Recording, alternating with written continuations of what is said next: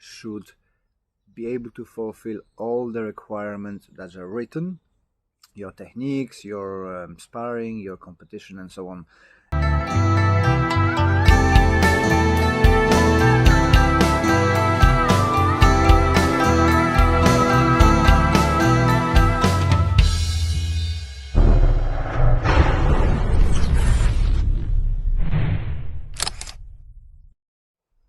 As I have not much time today, I'm gonna record in a garden, so not in a studio, but hopefully it's gonna be interesting. So you might hear some birds because it's a wonderful weather, and it's nice to sit outside with a coffee.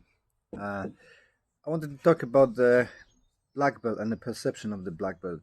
I had a short post a couple of days ago about it, and people had a good take on it, so I thought I'm gonna explain a bit more of my thoughts. So with black belt being portrayed as the culmination of your training in media, and movies especially promote that perception where our hero goes through the journey of training, achieves the black belt, and he is a pinnacle of his training and knowledge, and goes and wins tournaments, defends his family, or saves a girl.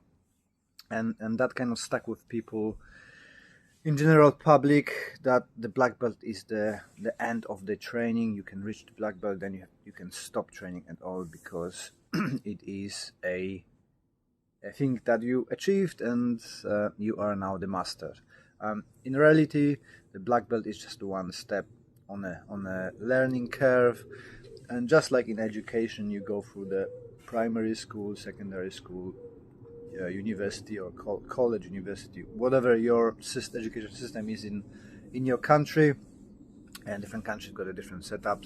But you're finishing that primary school or the lower education, you go to middle school, and then you go to the high school, and this is exactly the same in karate. So you're going through the color belt to the black belt, then you achieve the foundations. You should be able to take care of yourself, so fight, so on. And then for me, you starting to learn in depth. You can work on your katas, you can work on your applications, you working on the philosophy if you want to, longevity, whatever you want. But the black belt is just signifying that you finish the basic course, and now you can progress to the university of karate. and this is fine, there's no problem with that, it's all good. But what I like to look at is the requirements for a black belt. A lot of people saying and practicing that you should be able to fulfill all the requirements that are written, your techniques, your sparring, your competition, and so on. And I look a little bit different on this aspect. For me, a black belt is somebody who persevered. I see through the last 30 years of being involved in martial arts that really talented people come in, they quickly go through the grades, and then drop out, because the talent only take them so far, and they're just give up. They kind of easier giving in to the other things. Because everything came so easy, there's no drive and there's no routine.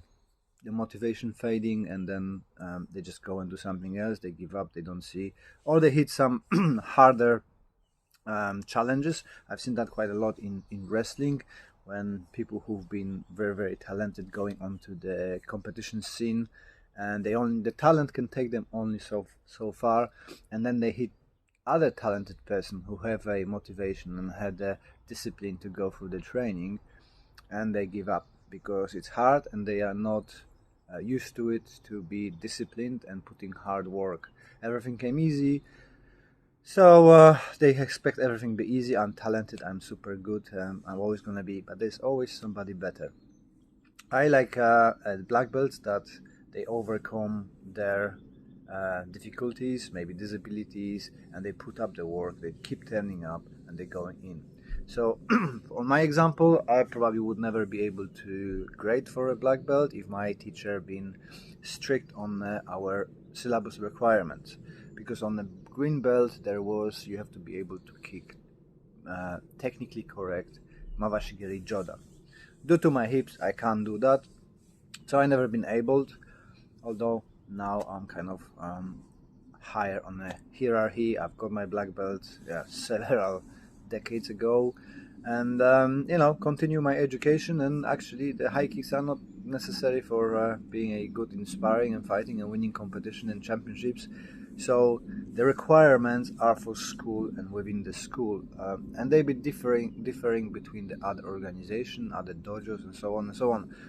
And to be strictly within this syllabus requirements, it might be making disservice to your members, because if everybody have to kick high and be flexible, do splits and I don't know, whatever requirement, do jumping, spinning back kicks on a level of 2 meters and above and hitting the ceilings with the kicks.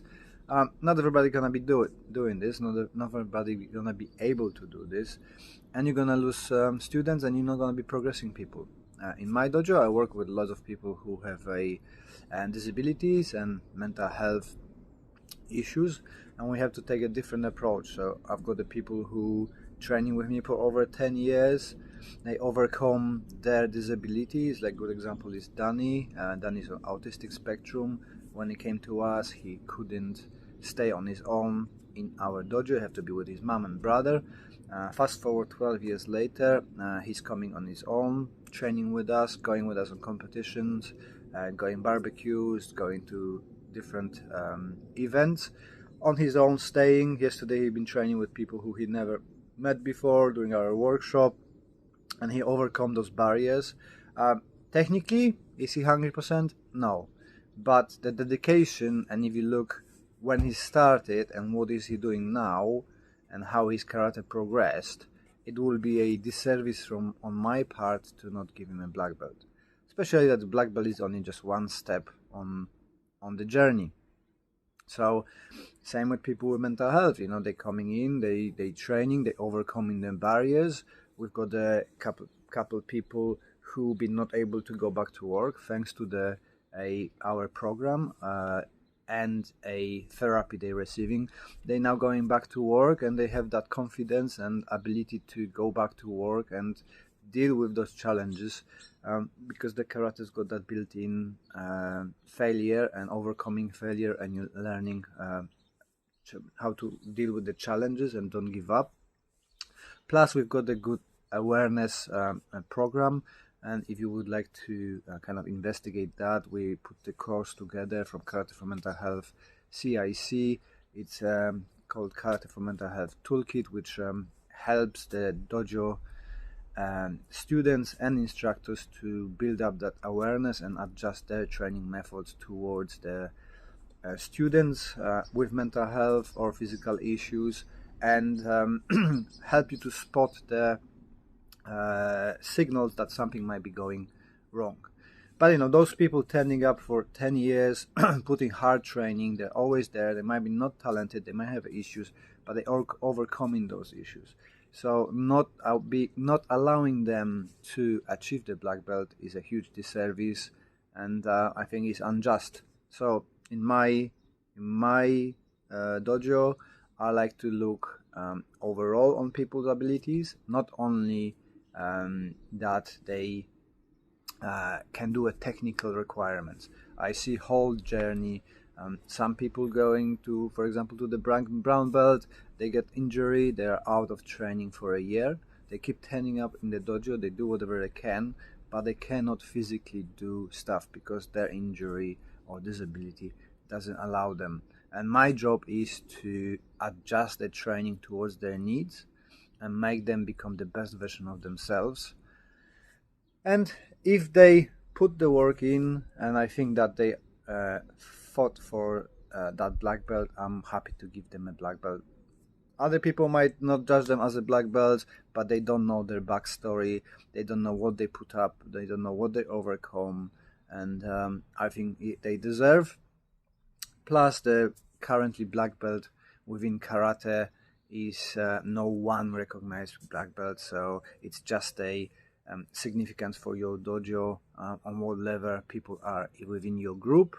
They go to the different group, different requirements, different abilities, and Might be better, might be worse. It doesn't really matter. It's just a rank within your organization to let you assess people and for them to recognize their efforts, putting in the training and how they improve and how much better they are now compared to the when they stepped in. I know that lots of people gonna disagree with this because or you're giving belts away and people can't do proper techniques. Sure, fine, whatever. For me, it matters the journey. It matters the dedication and effort put in. Those people are not going around and saying, oh, "Look, I'm a black belt. I can win all the fights." They're usually doing it for themselves, for their improvement, for their drive and satisfaction, and they're turning up because it's helping them. So being able to recognize their efforts and promote them and allow them to celebrate their achievements is something that makes their life better. And this is my job. I'm focusing on mental health and well-being in my dojo. I went through all the stages, the competition, the technical aspect, the self-defense. That's all fine. That's the stages through the process. Now I'm at the age and I'm living in a very safe environment that I don't need to worry about those. I do for my enjoyment, I do for training, I do for fun, for community, because that's one aspect that people forget, that people with disabilities and mental health often are excluded. So if you can, as a martial artist, create a supportive environment and community, this is a hugely beneficial for their recovery.